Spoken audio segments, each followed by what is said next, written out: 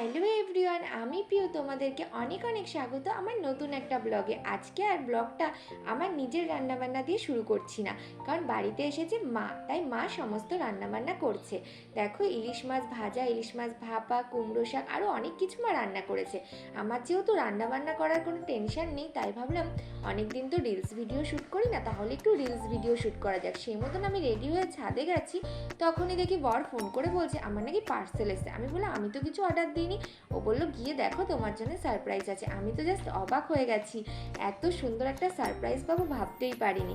আসলে একটা বিশেষ দিন আসছে, দুদিন পরে সেই দিনটা, সেই কারণেই বর এই সারপ্রাইজটা আমাকে দিল। আর দেখো, মিশো থেকেও আমার জন্যে আমারই উইশ লিস্টে রাখা কিছু ড্রেসের মধ্যে থেকে 3টে ড্রেস অর্ডার করেছে। যেমন এর মধ্যে ছিল একটা ওভারসাইজ টি শার্ট আর 2টো প্যান্ট, কিন্তু আমার না এখন এতগুলো প্যান্ট লাগবে না, তাই ভাবছি আমি একটা রাখবো, কিন্তু কোনটা যে রাখবো সেটা বুঝতেই পারছি না। দুটোই তোমাদের দেখালাম, জানিও তো কোনটা রাখলে ভালো হবে। দুটো প্যান্টের কোয়ালিটি কিন্তু খুব সুন্দর এসেছে। একটা ছিল কার্গো জিন্স আর একটা ছিল নর্মাল যে ট্রাউজার জিন্সগুলো হয় সেগুলো। তারপর একটা হেয়ার প্যাক বানালাম, সেটাতে দিলাম টক দই, লেবুর রস আর অ্যালোভেরা জেল। এটা কিন্তু তোমরাও একবার ট্রাই করে দেখতে পারো, প্রচণ্ড ভালো হয়। চুলটা যাদের রাফ হয়ে গেছে না, সেই চুলটা এত সুন্দর সিল্কি হয়ে যাবে, তোমরা একবার ট্রাই করে দেখো। আমার কাছে না ফ্রেশ অ্যালোভেরা জেল ছিল না, তাই আমি এই অ্যাপোলো ফার্মেসি থেকে নিয়ে অ্যালোভেরা জেলটা মিশিয়েছি। এটা আমি মাথায় মিনিমাম 1 ঘন্টা 2 ঘন্টা মতন রেখে নর্মাল যেমন শ্যাম্পু করি সেভাবে শ্যাম্পু করে ফেলবো।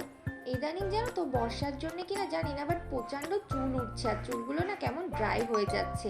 সেই কারণে আমি চেষ্টা করি সপ্তাহে একদিন করে এই হেয়ার প্যাকটা ইউজ করার। হেয়ার প্যাকটা কিন্তু আমার কিন্তু খুবই ভালো কাজ দিয়েছে। তোমাদেরও যাদের এরকম ড্রাই চুলের প্রবলেম আছে, তোমরা কিন্তু ইউজ করতে পারো। আমি চুলের গোড়া থেকে আগা পর্যন্ত সমস্ত চুলটাতেই ভালো করে লাগিয়ে নিয়েছি হেয়ার প্যাকটা। তারপরে চুলটাকে সুন্দর করে বেঁধে রেখে দেবো 1-2 ঘন্টা। তার মধ্যে সমস্ত যা যা কাজ আছে আমার, সেই কাজগুলো করে নেব, ততক্ষণে চুলটাও শুকিয়ে যাবে।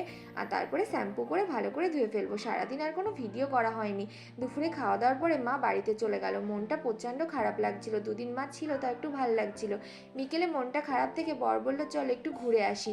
ঘুরে বলতে সেরকম কিছু না, একটুখানি নর্মাল বেরিয়েছিলাম, বাজারে কিছু কাজ ছিল, কাজগুলো মেটাবো। আর অনেক দিন বাজারে যেহেতু আসি না, বেশ ভালোই লাগছিল।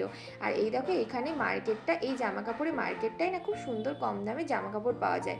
তো আমি একটা কুর্তি নিয়েছি, তোমাদেরকে বাড়ি গিয়ে দেখাচ্ছি। তারপরে অনেক মাস হয়ে গেছে ফুচকা খাই না, আজকে প্রায় 3 মাস পর আমি ফুচকা খেলাম। ফুচকার দোকানে গিয়ে কোনটা ছেড়ে কোনটা খাবো বুঝতেই পারছিলাম না।